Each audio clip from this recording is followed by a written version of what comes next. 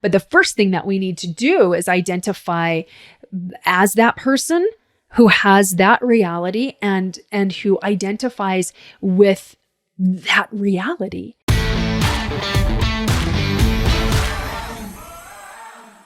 Well, hello there, prosperity seeker, and welcome to another episode of the Prosperity Approach. I'm your host, Allyson Chavez, and as always, I'm delighted and thrilled that you are tuning in to this episode. Today, we're going to talk about how you can increase your level of discipline through affirmations, and really why you'd want to anyway. But first, if you're listening to the audio version of this episode, be sure you're following the podcast on your favorite app. Head on over to AllysonChavez.com for latest updates about live events, next online workshops that we're doing, freebies, resources, meditations, all the things that are deliberately designed to help you get to that next level of success in your life without the struggle. So, discipline. Affirmations to help us get more disciplined. Do they actually work? And why do we want to be more disciplined anyway? So, do affirmations work? No, they do not. And yes, they absolutely do. But there is only one way that discipline affirmations or any kind of affirmation will actually work in your life to change your life to any degree that you even notice, is if you start identifying as the person who is what that affirmation states. I remember money affirmations out the wazoo all the time when we were in so much financial struggle, or even success affirmations. I am wealthy and successful. I can't tell you how many hundreds and thousands of times that I would use that simple little affirmation. I am wealthy and successful in all that I do. And I felt anxiety, and I felt like it was a lie, and I felt like, how is that ever going to happen? Boy, that feels far away. And it took me a very, very, very long time to become wealthy and successful to the degree that I wanted. And I'm still not wealthy and successful to the degree that I desire, which is good because we're always expanding, we're always growing, and there's always room for improvement. And the summit of one mountain is actually the base of your next mountain. And so it's really good. But if you don't start identifying as the person who is what that affirmation is describing, that affirmation will never make a difference in your life. So that's the first thing. Repetition, if you don't believe it, will only frustrate you. It will demoralize you. It will defeat you so quickly. It doesn't matter if you say it 1,000 times a day. If you're not identifying as the person who is what that affirmation describes, it will just defeat you over and over and over again. Is it necessary for us to discipline ourselves as we're reaching those next levels of success? Well, hail to the yes. It is. It requires discipline.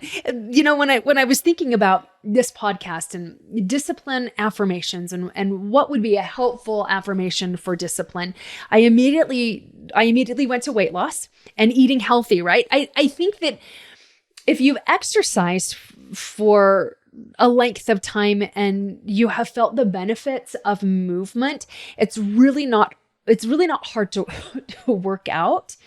Even if it's simple as walking or rebounding or jogging or a dance class or like whatever that is, whatever way that you like to move, because we'll train ourselves to enjoy that movement. Then the working out, it doesn't take a really, really long time to be disciplined with working out. Do you know what takes an awful lot of discipline and intention?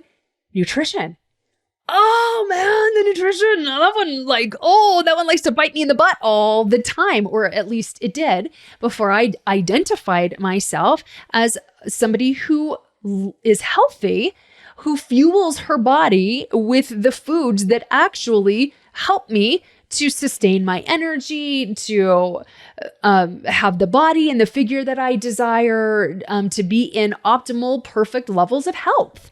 And it wasn't until I started identifying with that person that any sort of a mantra or an affirmation did any sort of good for me. So, you can tell yourself, I eat healthy foods all day, every day. I only eat healthy foods. I stay away from sugar. But if you're not identifying as that kind of a person, like it feels horrible, doesn't it? Like, who doesn't ever want to eat sugar again? Who just only ever wants to eat healthy? Like that discipline becomes this real big D word because it's such a drag if you're not identifying as the person who already is disciplined. Let's talk about money too. All right. So a lot of people that I talk to, when they're wanting to up-level their money, they get scared about being irresponsible with the way that they spend their money. And so they get this chokehold on their money because they don't want to waste their money. And so they're identifying with somebody who can't be trusted to spend their money or to invest their money on things that are going to be wise and productive. And so they think, well, I've got to be really, really disciplined with this. So I've got to have a budget. And who the hell likes a budget? Not me, at least not me identifying as somebody who looked at budgets as confining and saying, no, you can't have that, instead of actually understanding that it's a higher level way of organizing your money so that it's more productive for you. It becomes so much more dynamic for you and so much more of a blessing in your life when you will discipline yourself with a budget, because you're identifying as a person who uses money wisely and in productive ways. And then it's like, well, yes, of course I'm going to use the system or the tool or the technique that is going to allow me to then really experience that in my physical reality rather than just thinking about it all the time in my mind and wishing that I had those results. But the first thing that we need to do is identify as that person who has that reality and who identifies with that reality.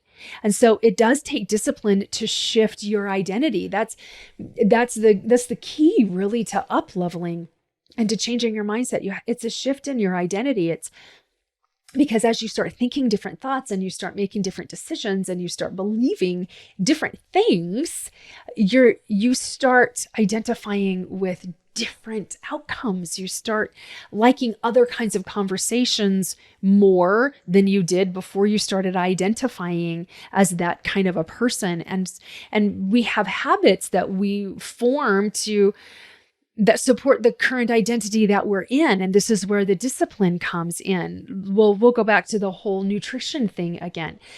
Yeah, I like to look at discipline as training. I'm training my mind and I'm training my body to really be attracted to those healthy carbs, to those lean proteins, to more refreshing water every day. I'm training my body and I'm training my mind to really resonate with that experience and with those things in my life, because cognitively, I know that the more water I drink and greater movement I have and really the better way that I fuel my body is going to result in a trimmer me. I'm going to be more toned. I'm going to have more energy. My immune system is going to be top tier immune system. And so I'm not going to be taken out by colds or flus or anything that is going around. I'm going to be able to heal very quickly.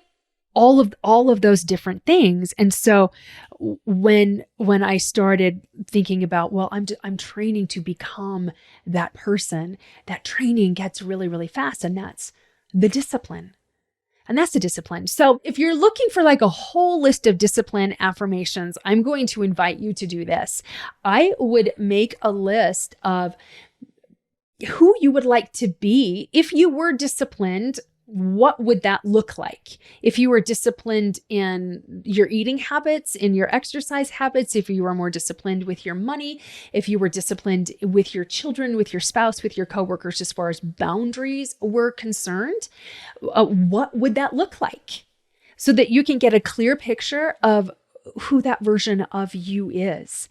And then as you're reminding yourself, I hold healthy boundaries. I clearly state my boundaries in love and kindness. And I hold my boundaries in love and kindness. It means it's not you're not a doormat anymore. It means if you're going to identify with that person who's disciplined enough to hold their boundaries with themselves and with others, it means you have tough conversations when it's time to have tough conversations with yourself and with others. And so you identify more and more with that. And that's where you start training yourself and disciplining yourself to now have the habits that support that next level of you. Isn't that a whole lot more fun than thinking, man, I got to whip myself into shape? And let me use some affirmations to do that, because I really don't actually want to whip myself into shape. So let affirmations be powerful. And the only way they're powerful and life-changing is if you identify and resonate and believe that you are that person that affirmation describes. Now, if you want a little bit of help with this and you want to be around other like-minded people who are determined to continue to get those next levels of success on their terms, in their way, with ease, with grace, with fun, and with delight, then head on over to our Facebook group. It's called Success Without Struggle. Ask to join, and we'll keep this conversation going on over there. And until next time, remember, prosperity becomes you.